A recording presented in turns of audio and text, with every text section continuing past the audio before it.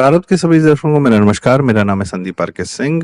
दर्शकों, आज का जो विषय है, कृति सेनन बॉलीवुड अभिनेत्री। एक हाल फिलहाल में उन्होंने एक प्रचार किया, ऐड किया, गीवा ज्वेलरी, जीवा ज्वेलरी, कुछ भी कह सकते हैं। चांदी की ज्वेलरी बेच रही थी और ज्वेलरी बेचने के लिए रक्षाबंधन पर एक उन्होंने ऐड बना दिया। ठीक, रक्षाबंधन पर ऐड जो उन्होंने बनाया, सबसे पहला जो आपत्ति आई वह यह थी कि भैया, भाई बहन माता पिता के सामने कपड़े थोड़े ढंग के पहन लेती। क्या कॉकटेल 2 से सीधे निकल कर यहीं चले आई हो? कॉकटेल 2 में जो आपने किया, जब आपने कम कपड़े पहने, जनता ने, किसी ने कुछ नहीं कहा, पर हमारे रक्षाबंधन त्योहार को तो छोड़ दो। बस ये हल्की सी मांग थी, पर नहीं, उस पर उनकी प्रतिक्रिया भी आई। प्लस वो साइड में यह भी दिखाया गया कि भाई को राखी बांधने से पहले कुत्ता दौड़ता हुआ आया और कुत्ते को उन्होंने राखी बांधी। अच्छी बात है, घर का बच्चा, प्यार करिए। और भाई को उन्होंने बाद में बांधी।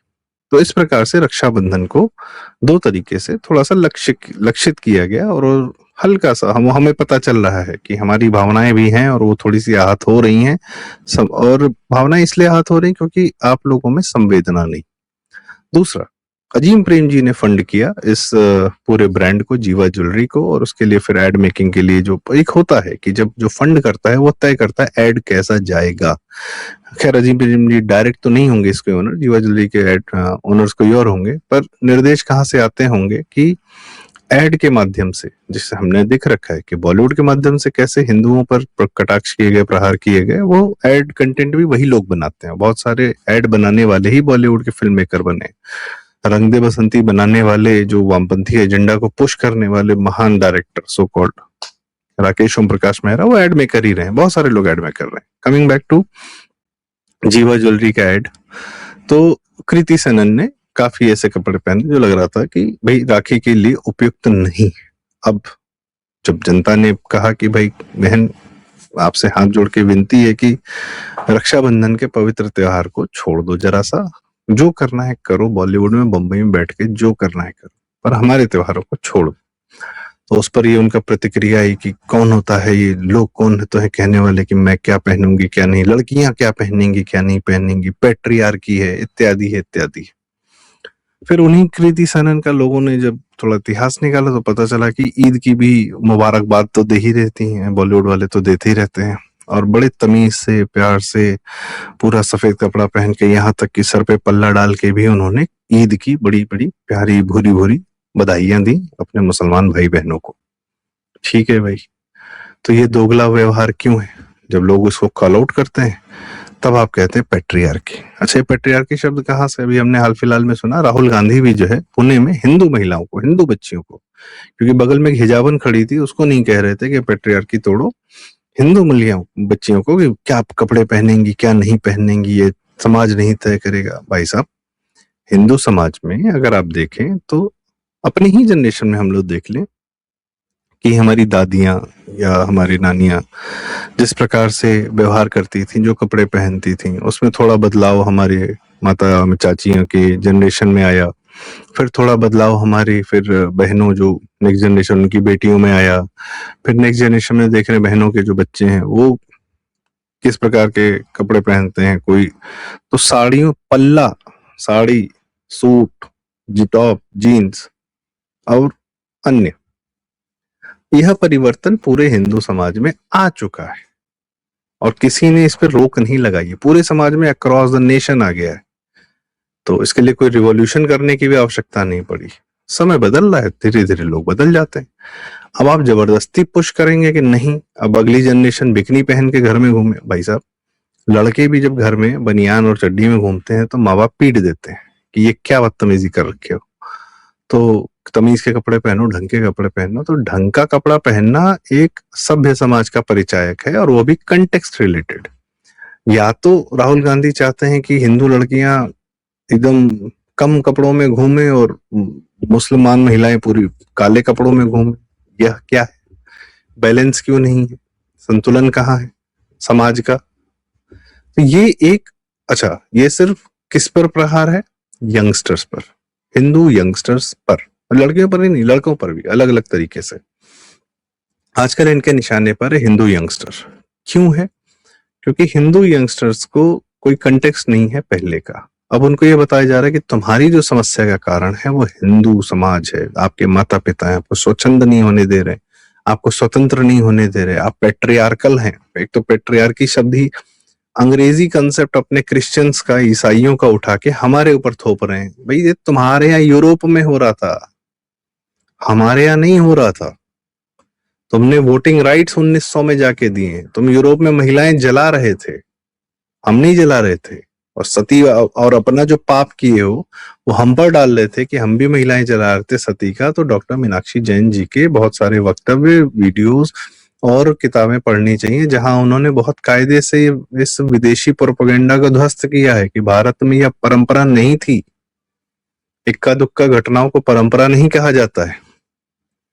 कमिंग बैक, तो भारत को सदैव यह दिखाना कि आप गरीब हैं, पिछड़े हैं, हम ही बेहतर हैं, और बेहतर होने की निशानियां ये हैं कि आप हमारी जीवन पद्धति को फॉलो करेंगे।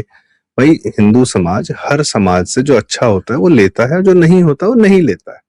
हम ये कहते हैं कि जो हमारा अच्छा है वो भी तुम ले लो, पर नहीं, हिंदू सभ्यता को ध्वस्त करने की एक निरंतर प्रक्रिया चल रही है। और उसमें क्या है कि सेलिब्रिटीज जो हैं, ये जो चेहरे हैं, जो वक्तव्य देते हैं, सब कुछ देते हैं, ये चेहरे जब पैसा लेते हैं, जब सेलिब्रिटीज, एक्टर्स, एक्ट्रेसेस जब पैसा लेते हैं तो क्या बेचते हैं? अपनी शक्ल, अपनी सूरत नहीं बेचते, ये भारत बेचते हैं। ये थोड़ा थोड़ा करके भारत बेच रहे हैं। These are sellers of Bharat, SOBs. कैसे बेच रहे हैं? कोई रक्षाबंधन पर प्रहार कर रहा है, कोई होली पर प्रहार कर रहा है, कोई दिवाली पर प्रहार कर रहा है, कोई बचाने नहीं आ रहा कि भाई नहीं, इनके त्योहार है, इनको रहने दीजिए। अरे आपके यहाँ तो यह परंपरा है, वह परंपरा है, हर चीज पैट्रियार्की, हर चीज में पैट्रियार्की। कोई पैट्रियार्की नहीं है यहाँ, महिलाओं का सम्मान है। और भाई साहब, हिंदू घरों में महिलाएं जो कह देती हैं वही होता है। मैक्सिमम हिंदू घरों में बच्चियों को कितने प्यार से पाला पोसा जाता है, आप को यकीन भी नहीं होगा। इस्लामिक घरों में जाकर तो मारते हैं, पीटते हैं, कभी भाई चढ़ जा रहा है, कभी पिता चढ़ जा रहे हैं, कभी कोई चढ़ जा रहा है। हमारे यहाँ सब नहीं होता है। और पीट पीट कर कैसे कपड़े चेंज किए जाते हैं मुस्लिम महिलाओं के। अर्शिया मलिक जी से पूछिए, कश्मीर को देखिए, कहाँ पहले वहां का कल्चरल कपड़ा था फेरन, और बढ़िया बुंदे उंदे, और किस तरीके से महिलाएं वहां पर सजती थी, संवरती थी। उसको उठा के बुर्का पहना दिया पूरे कश्मीर को पिछले 20 साल में। बाकी तो बुरके घूम ही रहे हैं, इतने तुमने बचपन में नहीं देखे बुरके, हिजाब जितने आजकल देखने को मिलते हैं। तो कौन पहना रहा है जबरदस्ती?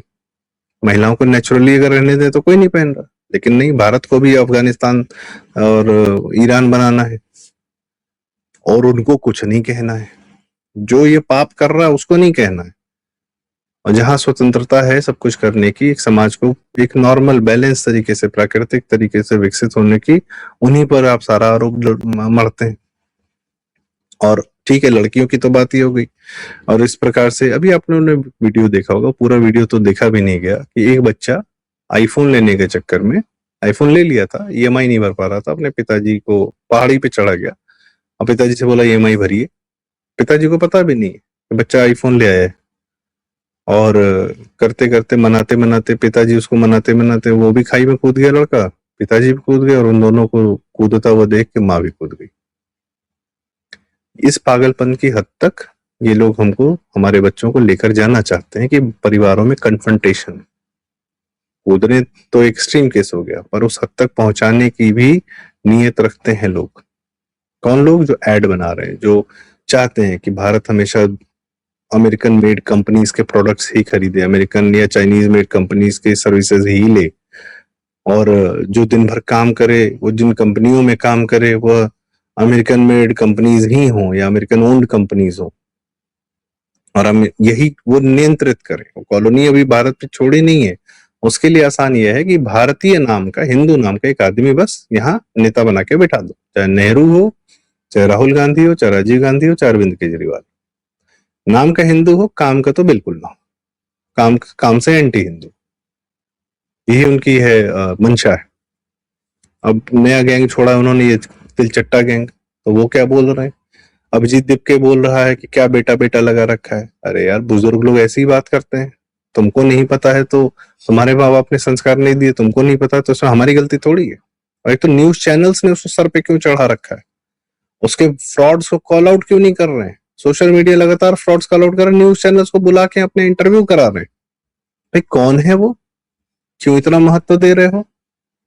उसको वैसे ही नेता बना रहे जैसे केजरीवाल को बनाया था, और केजरीवाल के नेम के जहर से भी तुम्हारा जो है दिल नहीं भरा है न्यूज चैनल्स का। तो अब नया दीप्के और दास को ले आ रहे हो, रांका को ले आ रहे हो। रांका का तो रांका गया था ना पिटाना, तुम प्रोटेक्ट कर रहे हो, तुम इनको कवर दे रहे हो। जनता नहीं चाह रही है इनको, लेकिन न्यूज चैनल्स इनको बड़ा बना रहे हैं। जनता बिल्कुल नहीं चाह रही, जनता समझ गई इन सबको। बेटा बेटा क्यों कह रहे हो? अंकल एक उदास जो है मोहनदास पाई जी से लड़ पड़ा कि अंकल अंकल, इस तरीके के व्यवहार। मोहनदास पाई जी की जो जीवन भर की अचीवमेंट्स हैं, भाई बचपन में हम लोग किताबें पढ़ते थे, बताया जाता था कि अच्छे लोगों को जीवन से सीखना चाहिए, रोल मॉडल प्रेरक प्रसंग किताबों में आते थे, वो सब गायब हो गए। अब जो जीवन में अचीव कर रहा है उसको दोषी के रूप में देखा जा रहा है। मेहनत करने को क्या कहते हैं, सिर्फ इंटरनेट से कुछ रील बना लो, कंटेंट बना लो, उससे 40-50 हजार लाख रुपया पा जाओ डॉलर्स के रूप में, तो वो क्या वही जीवन है? और ये जीवन तो क्षणभंगुर है। फिर आज पैसा मिल रहा, कल नहीं मिलेगा। सेलिब्रिटीज का, एक्टर्स का लाइफ क्या है आजकल? कौन सा बड़ा एक्टर का बच्चा जो है बहुत बड़ा सुपरस्टार हो जा रहा है? कोई नहीं। आखिरी खेप पता ही नहीं थी। सैफ अली खान अपने बच्चे लड़के को आमिर खान अपने बच्चे को, शाहरुख खान अपने बच्चे को चाह के हीरो नहीं बना पा रहे। क्यों? क्योंकि भाई तो तुम भी कंटेंट बना सकते हो, सारी दुनिया कंटेंट बना सकती है। लेकिन पहले वाले ये वरुण धवन इत्यादि इत्यादि, चलो जब तक एक तरफा चल रहा था उनके चेहरे चमक गए, कुछ पैसा कमा लिया। तो इन एक्टर्स की या इनकी शेल्फ लाइफ कितनी है? कोई लाइफ नहीं। अब तो कोई लाइफ नहीं। तो कंटेंट क्रिएटर से कितनी लाइफ? स्टैंड अप कॉमेडियंस कितने दिन तक के लिए बहुत बड़े सक्सेसफुल होते हैं? कुछ नहीं। 1 साल, 2 साल, 3 साल, 4 साल मैक्सिमम। उनको भी नए से कम्पीट करना पड़ता है। तो ये स्ट्रगल, और स्ट्रगल इसके लिए 7-7 साल, 8 साल, 10 साल करते हैं, और उसमें से सक्सेस कितने होते हैं? मुश्किल से 3-4-5। उनके जीवन को देखते हुए आप अपना जीवन बर्बाद कर रहे हैं। उनके अभी मीडिया में या कंटेंट क्रिएशन में, एक्टिंग में, इन सब में सफलताएं बहुत लिमिटेड है। उनका जीवन नहीं है जीने लायक, और उनसे जीवन का ज्ञान लेने लायक भी नहीं है। वो क्या ज्ञान दे रहे हैं? वो कुणाल कामरा बता रहा है एलएसडी लेनी चाहिए, ड्रग्स लेना चाहिए। मतलब इस हद तक के लोगों जो इलीगल सब्सटेंसेस को प्रमोट कर रहे हैं, नाम लेके प्रमोट कर रहे हैं, अब वो क्या जुडिशरी से भी फ्री पा जाते हैं? एफआईआर होती है तो भाई चेन्नई भाग जाते हैं, तो पुलिस भी नहीं पकड़ पा रही, जुडिशरी कह रही है हाँ ठीक है, कुछ बोला ही तो है, जाने दो। जुडिशरी से दीपके को, दास को, इन सबको छूट मिली हुई, कोई सत्य संज्ञान लेके ये नहीं कि जंतर मंतर पे क्या इन लोगों ने ड्रामा कर रखा है। भारत में दिल्ली में ब्रिक्स समिट हो रहा है, क्या जुडिशरी की जिम्मेदारी नहीं है कि ये भारत में ब्रिक्स समिट तमीज से हो जाए, अच्छे से हो जाए, कायदे से हो जाए? नहीं, वो सारी जिम्मेदारी सरकार की है। और उसके बाद ये कि अगर एफआईआर हो तो देखेंगे समझेंगे। दास, सौरभ दास जैसा, क्या कहा जाए, वो कपिल सिब्बल के लड़के अखिल सिब्बल को लेके पहुंच गया है दिल्ली हाईकोर्ट। कपिल सिब्बल मतलब ऑफ कोर्स कपिल सिब्बल का हाथ है इसका मतलब कि हमारी निजता पर हमला है। क्या निजता है तुम्हारी? 10 लाख रुपए रेंट देके घर में रह रहे हो, न तुम्हारी इनकम का पता, न तुम्हारे किसी चीज का पता, न तुम्हारे माँ का पता, न तुम्हारे बाप का पता। तुम्हारे कागजों में 2 जगह 2 बाप के नाम लिखे हुए, न तुम्हारी नेशनैलिटी का पता कि भारतीय हो कि नेपाली हो, क्या हो। सिर्फ मीडिया मेड है, सोशल मीडिया मेड है, और जुडिशरी प्रोटेक्टेड है, इसलिए सारा नंगा नाच कर पा रहे हैं। सड़क पे उतरेंगे पता है कि पिटे जाएंगे। जनता से एक पैसे का समर्थन नहीं है। हम चाहते भी नहीं है ऐसे लोगों को, हमारी पूरी जनता नहीं चाहती।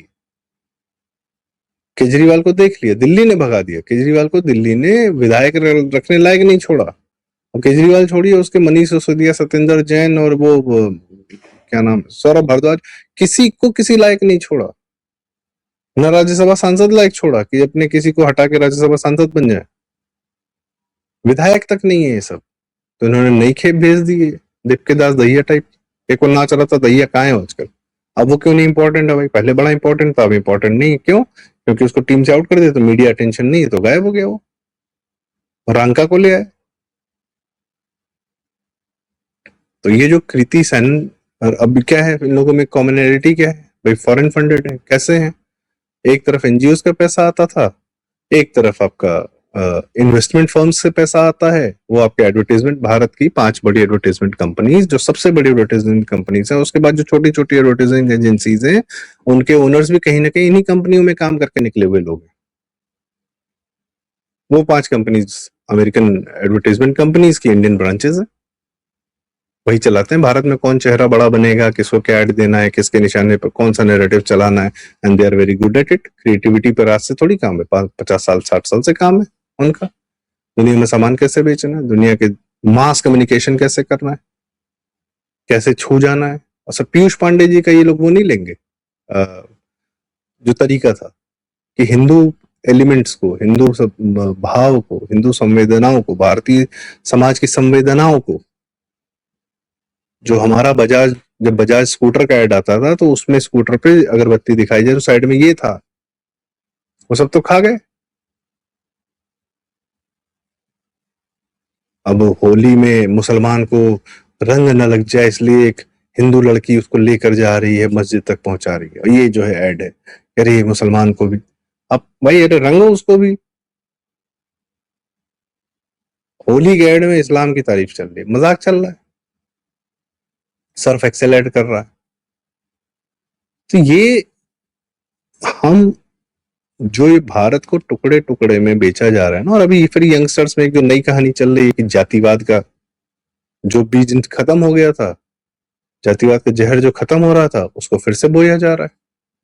ऐसे यंगस्टर्स, यंग पत्रकार, एक तो पत्रकारों ने देश खराब कर रखा है। जो अपने आप को बोले मैं निष्पक्ष पत्रकार हूं, मैं तो पत्रकार हूं, मैं तो आलोचना करूंगा, भाई तुझे किसने अधिकार दे दिया? आलोचना करनी करो, खूब करो, देश की पॉलिसी चेंज कर दो, अभी अपनी जमीन पर जाके कुछ काम कर लो, 150 लोग को नौकरी देके देखो। ये खराब है, वो खराब है, ये भी खराब है, पॉलिसी ठीक नहीं है, तुमको यही नहीं पता है कि तुम 2 दिन बाद कौन सा वीडियो बना रहे होगे, क्योंकि तुम्हारा जीवन चल रहा है डेली वीडियो बनाने पर, और यूट्यूब के माध्यम से या ज्ञान देने से। और उसके बाद जो है घटनाएं होती हैं, मीडिया से मिलता है कुछ, तब तुम्हारा वीडियो बनता है, तब तुम्हारा घर चलता है। प्राइम मिनिस्टर हैं, एचएम हैं, योगी जी हैं, सबके पास मीडिया से छोड़ी हुई इंफॉर्मेशन से तो ज्यादा लेवल ऑफ इंफॉर्मेशन है ना, भविष्य बनाने की योजनाएं हैं ना। जंतर मंतर इंगेज था, कॉकरोच कॉकरोच कॉकरोच पे 3 महीना बाद चली। किसी ने कहा कि ये सितंबर में ब्रिक्स होने वाला है इसलिए लोग आए थे? मानसून सत्र तो खत्म हो गया, अब क्या कर रहे हैं ये लोग? और अब इनको मीडिया क्यों बड़ा बना रहा है? क्योंकि ब्रिक्स समिट को डिस्टर्ब करना है। और दिल्ली मीडिया सदैव फॉरेन फंडेड रहा है, और दिल्ली मीडिया सदैव फॉरेन मास्टर्स का सर्वेंट रहा है, उनके मालिक हों, अरुण पुरी हों, विनीत जैन हो, सबके जीवन की गाथा यदि आप देखेंगे तो सदैव लंदन, अमेरिका, इन्हीं लोगों से प्रभावित तो वो होते रहते हैं। इसीलिए इनकी दुकान बंद की मोदी जी ने, एक्सेस नहीं दिया इनको अंदर। देश बर्बाद करने के अलावा इस दिल्ली मीडिया पढ़े लिखे पत्रकारों और ब्यूरोक्रेट्स और प्रोफेसर्स का, ये जितने पढ़े लिखे ज्ञानवान आ रहे हैं, इन सबने देश बर्बाद करने में का पूरा वो उठा रखा है बीड़ा। बचाता कौन है? हिंदू समाज, उसकी संवेदनाएं, उसका वे ऑफ लाइफ, वो भारत को बचा कर रखता है, और उसी पर लगातार प्रहार करने का हर तरफ से प्रयास चल रहा है। सोशल मीडिया, इंस्टाग्राम, यूट्यूब इत्यादि के माध्यम से कंटेंट ट्रेस, सेलिब्रिटीज के माध्यम से, सड़क पे नए नए नेता पैदा किए जा रहे हैं इनके माध्यम से, हिंदुओं को बांटने के लिए, जातियों में बांटने के लिए जो जो भी गेम खेल रहा है, और दोनों खेल रहे हैं, हर तरफ से दोनों खेल रहे हैं। छोटी सी बात, एफआईआर हो रही है आपस में, दिल्ली में हो रही है, रहते दोनों, तीनों, हर पक्ष जो है रहता उत्तर प्रदेश में, यूपी में एफआईआर नहीं कर रहे। जब मुसीबत पड़ती है तो यूपी पुलिस ही बचाती है, लेकिन यूपी में एफआईआर नहीं हो रही है। क्यों? क्योंकि यूपी में जिस दिन पुलिस के पास एफआईआर पहुंच गई, फिर होगा न्याय, योगी जी करेंगे न्याय, दोनों के साथ। न्याय नहीं चाहिए, ड्रामा चाहिए। इसलिए दिल्ली में, क्योंकि वहां जुडिशरी में कपिल सिब्बल वगैरह मैनेजेबल है सब, कुछ भी होगा वो पूरा पूरा तंत्र, दिल्ली हाईकोर्ट वाला यशवंत वर्मा टाइप के सब बैठे हुए हैं वहां पे, वो सब मैनेजेबल है। केजरीवाल को छोड़ दिया जाता है, कह रहे 1000 पन्ने का चार्जशीट कौन पड़ेगा, छोड़ो इसको, मजाक बना रखा है। तो दिल्ली में जुडिशरी मैनेजेबल है, पुलिस मैनेजेबल है, ठीक है, चल रहा है। एफआईआर होगी तो क्या होगा? पुलिस किसी मजिस्ट्रेट के पास लेगा, मजिस्ट्रेट छोड़ देगा, क्या बाहर में जाओ, उनको तो मजा ही रहा है। यूपी में आएगा तो फिर कन्विक्शन होगा बकायदा, या तो तुम दोषी या तुम दोषी, और ये काम करना ही नहीं है। और क्या करना है? जनता को उद्वेलित करना है, यंगस्टर्स को उद्वेलित करना है, जातिवाद में भिड़ाना है, भारत तोड़ना है, भारत बेचना है, और ये चारों तरफ से प्रहार हो रहा है। देखते हैं आगे क्या होता है। समाधान ये है कि कृपया जब परिवार वगैरह जो भी लोग हैं, अगर यह देखते हैं कि बच्चे क्या खा रहे हैं, क्या पी रहे हैं, शरीर के अंदर क्या जा रहा है, कुछ न्यूट्रिशियस जा रहा है कि नहीं जा रहा है, तो बच्चों के अंदर दिमाग के अंदर क्या जा रहा है, कुछ न्यूट्रिशियस जा रहा है कि नहीं जा रहा है, इस पर थोड़ा सा ध्यान देने की आवश्यकता है। प्यार से, मनुहार से, चाहे जैसे बच्चों के दिमाग में जो जा रहा है उस पर हल्का सा मॉनिटरिंग तो नहीं, उसकी भी सफाई की आवश्यकता है। तो इसी के साथ आज की चर्चा का समापन। कृपया यह अगर बातें उचित लगी हो तो कृपया वीडियो लाइक करें, शेयर करें, कमेंट्स में अपनी राय हमें ज़रूर बताएं और चैनल ज़रूर सब्सक्राइब करें। भारत बहुत बहुत धन्यवाद। नमस्कार। जय श्री राम। वंदे मातरम।